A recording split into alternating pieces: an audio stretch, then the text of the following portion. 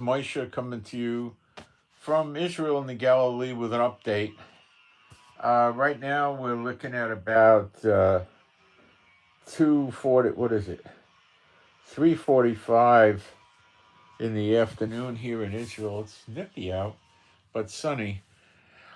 I am noticing a significant reduction in the amount of missile attacks against Israel or coming into Israel.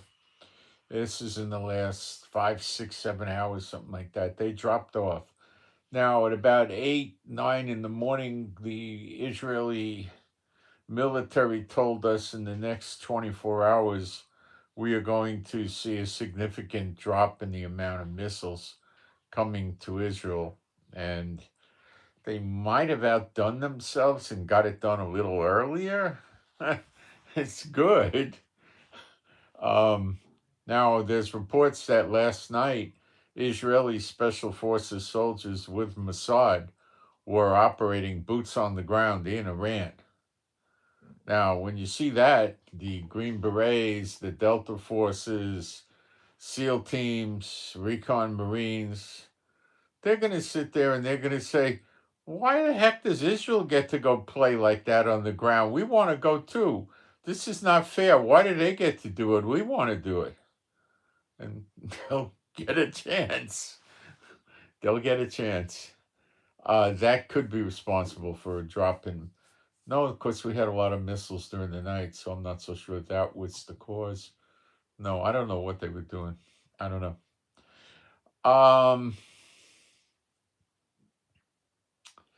They're still attacking their brother Muslims in the Middle East, oil producing countries. They're hitting ports and piers, and they're clobbering.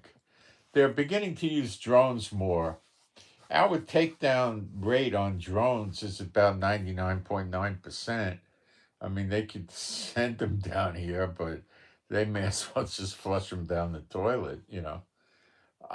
Trump's, they got a submarine. Trump took out a Iranian submarine,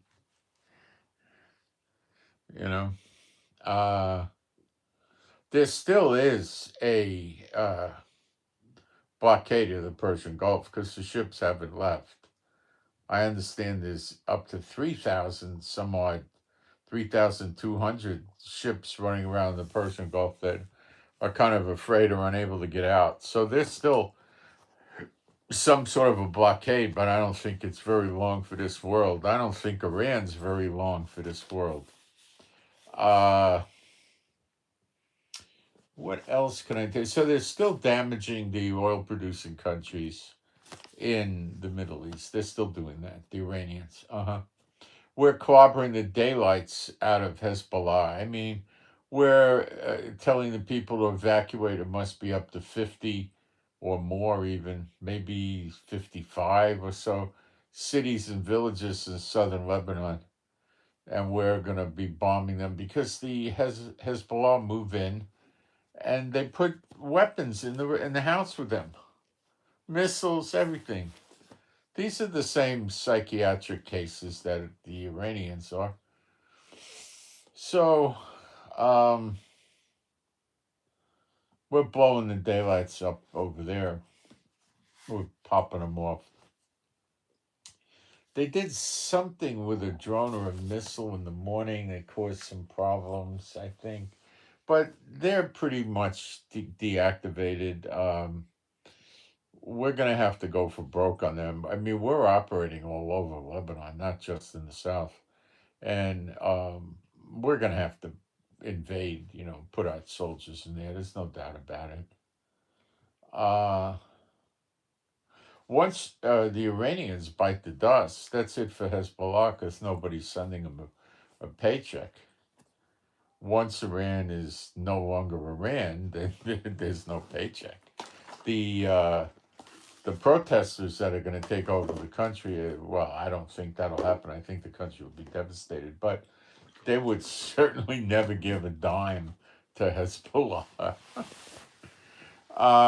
I don't know if the Saudis got in the war yet, but they intend to.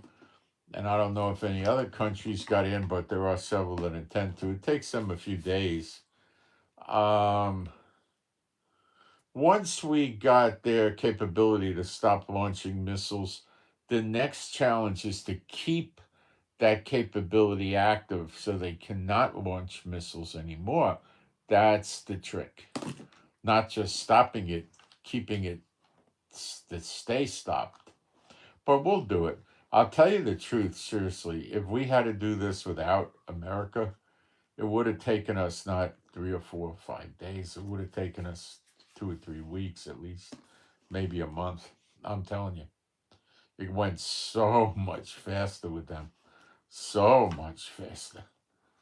Oh, we would have got it, but it would have been a long run. So Israel's still not truly very normal. People were, I mean, shortages in stores, out of this, out of that. It's a stress, guys. It's a stress. Country's not itself, but we bounce back very fast. I was supposed to have someone come here to do a blood draw for a blood test. They never showed up. They never called. That's the war, they don't want to go out. They don't want to get blown up. I mean, what am I supposed to do? Complain? I wouldn't want to get blown up either. I'm not going to complain about that. Man, it's rough. It's rough. I'll tell you, it's rough. So what else can I tell you? That's what I got, and I'll keep updating you. But I could be wrong, and maybe what happened is Iran got you know delayed on being able to launch their missiles, and maybe tonight they could launch more. But I think the days of doing this may be over, and I think pretty soon we're going to start seeing the B-52s. They could drop 84 500-pound bombs. That would be 42 1,000-pound bombs, right? That would be 21 2,000-pound bombs. You know the the damage that is. You know, you drop a 2,000-pound bomb, the people near there think that there was an earthquake or something.